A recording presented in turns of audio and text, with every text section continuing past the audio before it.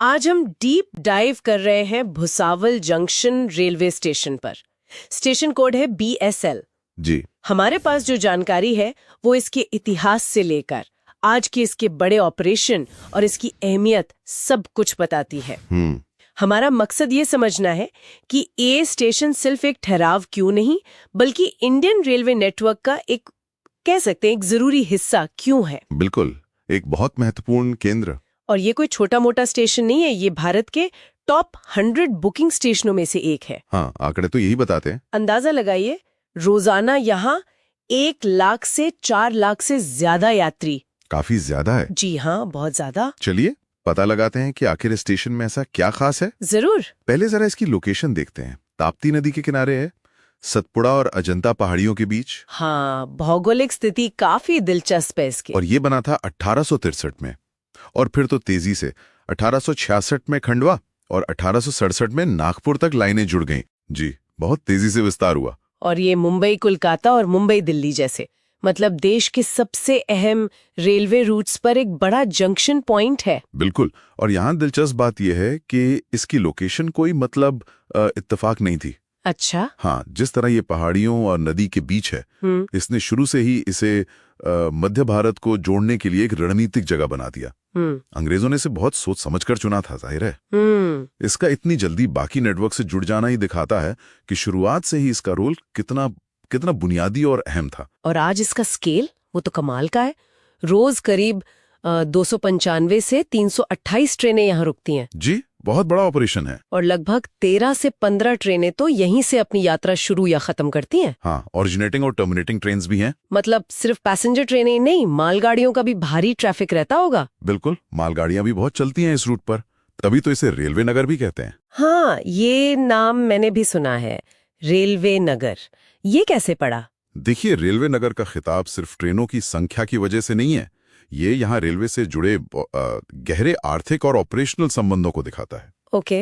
यहाँ एक बहुत बड़ा इलेक्ट्रिक लोको शेड है और वो अप्रैल 2006 से ISO 911 सर्टिफाइड भी है। ये क्वालिटी के लिए एक मानक है। अच्छा, ISO सर्टिफाइड? जी, ये शेड WAM4 जो पैसेंजर और गुड्स दोनों खींच सकते हैं, WAP4 जैसे तेज पैसेंजर ट्रेनों के इंजन, और WAG5, WAG9 जैसे भारी मालगाड़ियों के, मतलब बहुत ताकतवर इंजन, इन सब का रखरखाव करता है। बाप रे, मतलब कई तरह के इंजनों का घर है ये। हाँ, तो ये सिर्फ गुजरने की जगह नहीं बल्कि इंजनों की देखभाल और इंजीनियरिंग का एक मेजर सेंटर है। और इसी वजह से पूरे नेटवर्क में ट्रेनें भरोसे के साथ चल पाती हैं, है ना? हाँ, सही बात है। मतलब यहाँ सिर्फ ट्रेनें रुकती नहीं बल्कि उन्हें चलाने की पूरी मशीनरी भी काम करती है।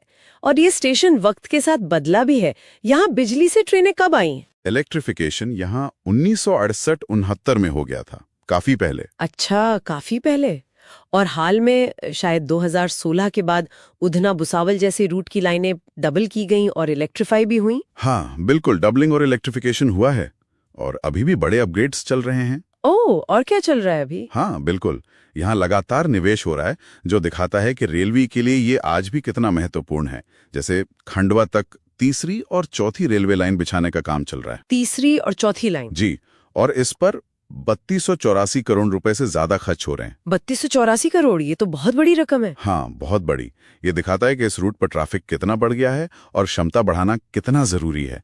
जलगांव तक भी चौथी लाइन बन रही है। इन सब से न सिर्फ ट्रेनों की आवाजाही सुधरेगी बल्कि करीब 364 गांव और टूरिस्ट स्पॉट्स भी बेहतर तरीके से जुड़ेंगे। वाकई ये भविष्य के लिए एक बड़ा निवेश है। और ये कनेक्टिविटी की बात भी। हाँ, कनेक्टिविटी इसकी सबसे बड़ी ताकत है।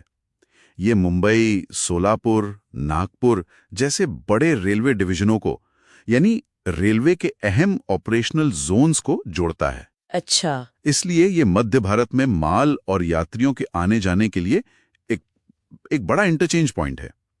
ये जो अपग्रेड हो रहे हैं, ये सिर्फ आज की जरूरतें पूरी करने के लिए नहीं है। ये भविष्य में बढ़ने वाले ट्रैफिक, टूरिज्म और बेहतर कनेक्टिविटी के लिए तैयारी है। जैसे सनावत तक एक नई लाइन का प्रस्ताव है जिससे तीर्थयात्रियों को आसानी होगी। अच्छा, तो इतने बड़े ऑपरेशन और भविष्य की योजनाओं के बीच आम यात्री के लिए यहाँ क्या सुविधाएं हैं? अगर कोई आज भुसावल स्टेशन पर उतरता है तो उसे क्या अनुभव मिलता है? यात्रियों के लिए भी यहाँ काफी कुछ किया गया है।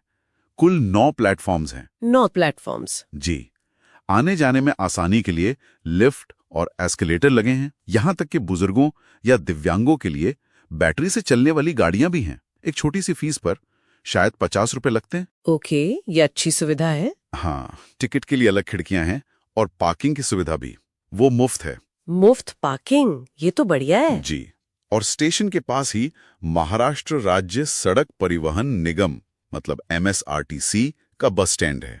ओ, बिल्कुल पास में। हाँ, जिससे आगे का सफर भी आसान हो जाता है। ये इंटरकनेक्टिविटी तो बहुत जरूरी है, मतलब स्टेशन से निकलो और बस पकड़ लो। बिल्कुल, ये जो सहूलियतें और बस स्टैंड से नजदीकी है, ये इसे सिर्फ एक रेलवे स्टेशन नहीं बल्कि एक पूरे इलाके के लिए ट्रांसपोर्ट हब बनाता है। सही है। और एक बात और, भुसावल सिर्फ फंक्शनली नहीं है, इसका एक कल्चरल जिक्र भी है।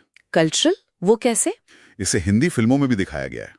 भवानी जंक्शन थी 1956 की और 27 डाउन 1974 में। इन फिल्मों में स्टेशन खुद एक अहम बैकग्राउंड की तरह नजर आता है। अरे वाह, फिल्मों में भी? ये तो वाकई दिलचस्प बात है।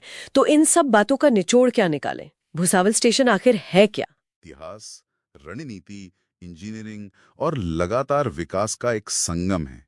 एक जीता जागता उदाहरण कि कैसे एक स्टेशन पूरे क्षेत्र की कनेक्टिविटी और अर्थव्यवस्था की एक तरह से धुरी बन सकता है। हाँ, और अगर हम इसे थोड़ी बड़ी तस्वीर में देखें तो इसका क्या मतलब है? बड़ी तस्वीर में भुसावल स्टेशन भारतीय रेलवे के राष्ट्र निर्माण और आधुनिकीकरण में भूमिका का एक सूक्ष्म जगत है, कह सकते हैं। इसका इतिहास, इसका विशाल ऑपरेशन, तकनीकी रखरखाव की क्षमता और भविष्य के लिए हो रहे बड़े अपग्रेड्स, ये सब मिलकर इसे खास बनाते हैं।